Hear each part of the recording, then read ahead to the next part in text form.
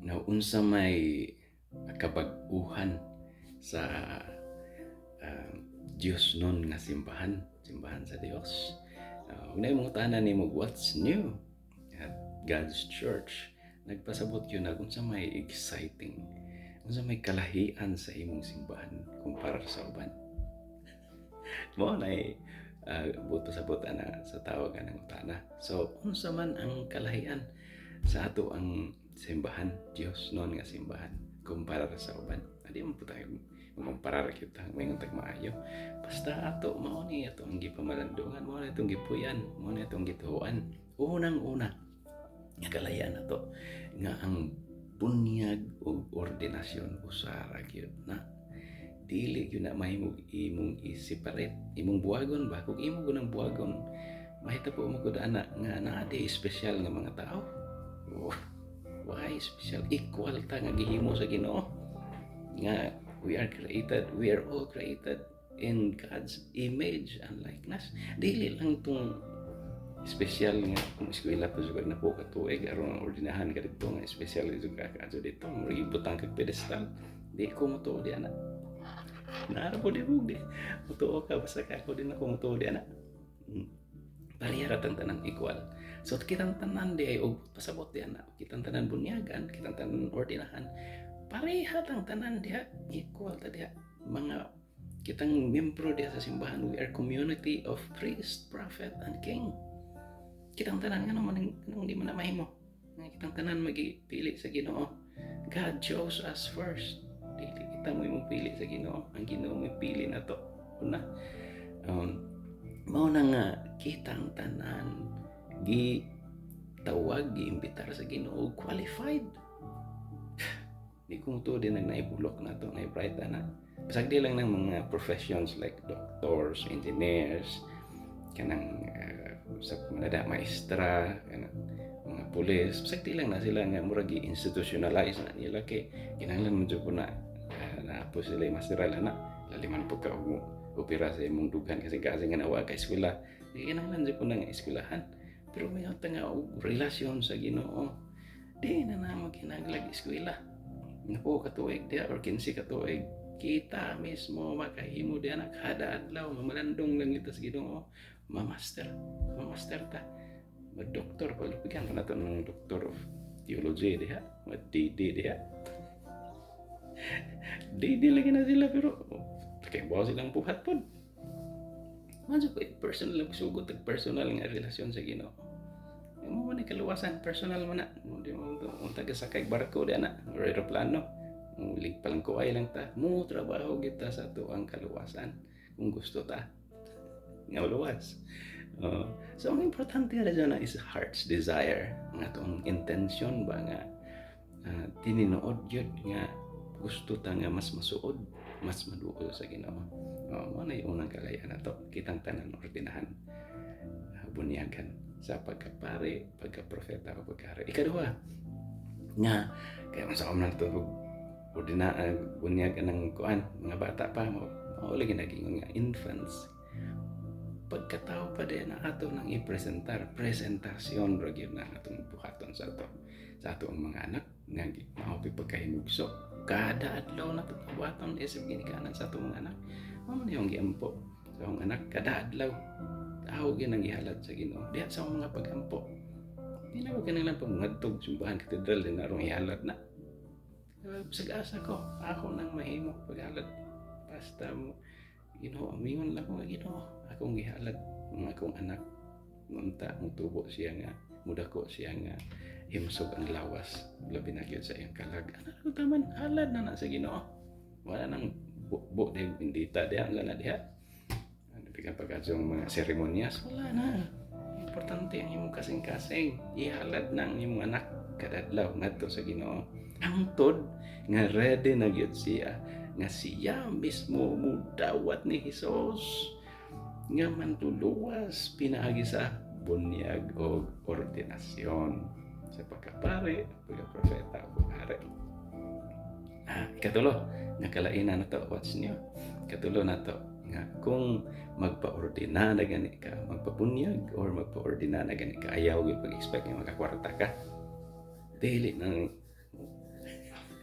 Dili na ta magpare, propeta gari aron magkakwarta, magkasapita or kanang luduran jud ta, aminan ta. Ceremonies. Hilas kaya na. Hilas. Kung magpa-ordinate ta, gusto ta nga mualagad si pare, di ba? Magampo sa mga tao, alag sa kayon sa mga tao. Propeta, paambit sa ato ang pagtuo to sa Ginoo. Yan ang taman. That's it po. Mga naidagang kuskus balungos. Oh. Mauna nga kung magpa-ordinata o pabunyag or magpa-ordinata, kinahanglan doon nagiging-trabaho. Mao ganay unang requirement kung tiguang na ka o adult na ka. Pero kung minor pa ka, siyempre kinahanglan na ang at least parents nimo nga mo pakaon nimo. Dili nang mag-ampor ka sa tao diha, leader ka hinamatay diha, ni bunjag diha, claim na ka nga you deserve to a special treatment or treat to pagkaon. Hilas kayo na. Ikaw pat nakalayaan na to nga ang simbahan nato is mga tao gyud na, is God's holy people. Dili yun na building mo na nga, dili man na building, wa tay bayro no kurente diha, wa tay bayro no sulduhan ng tao nga among inlo diha, limpyo diha, wala nothing at all. Mo na nga magampo ta sa balay or sa public parks or sa dagat or bihisa ka magampo ta sa Ginoo, maka-connect mo ta sa Ginoo. Itong pag-connect sa Ginoo sa itong una-una gatong kasing-kasing, di na maka-connect sa Ginoo, depende gisog na adyo kasimbahan, di kumutuo diyan na. Maka-connect ta sa Ginoo wherever you are. Connect mo ilang Pablo dito nga sa pirasuhan nga baho ka, so bisa gasa ta. Mo na nga sa atong simbahan walay kolekta, walay donasyon, walay tanan, walay mo na nga, walay mo kuanan ni sa simbahan sa Ginoo, walay mo kana bitong magtinguha gi mga mulit ito nga si Iza may mag-ihap og kwarta dito. Walay mo pareharan ni sa mga kapitan sa high school pa ko nga magtinudlan na sila dito nga eleksyon ng kapitan, kay ano mo lansa po kapitan nga mo may sweldo, ikaw pinoy magkagasto kay mapakaon kag mayor ng bisita sa Sumbaryo. Binawan ka na nga na niya ito ang simbahan, walay kolekta. Mao na nga mo sa may buhaton nato nga wala na tay buhaton, dili tumanong gyapon nato nga muhatag ta og kaluoy sa uban, pero direct na personal na nga imong itunol sa mga tao nga gituhuan nimo nga ngayon tabangan, di ba? Dili nang ipaagi pa dito simbahan third party sa mga diya o kay kamot kuan direct nimo. Mingon ko nga, mingon ka nga wa man koy parente nga naginanglag tabang puro mo sila naan o ganang lain tao diha nga mga homeless diha tagaan yung pagkaon diha. Mingon ko nga ilang man ang problema kay ilang na nagubog-hubog man nagadik-adik man sila.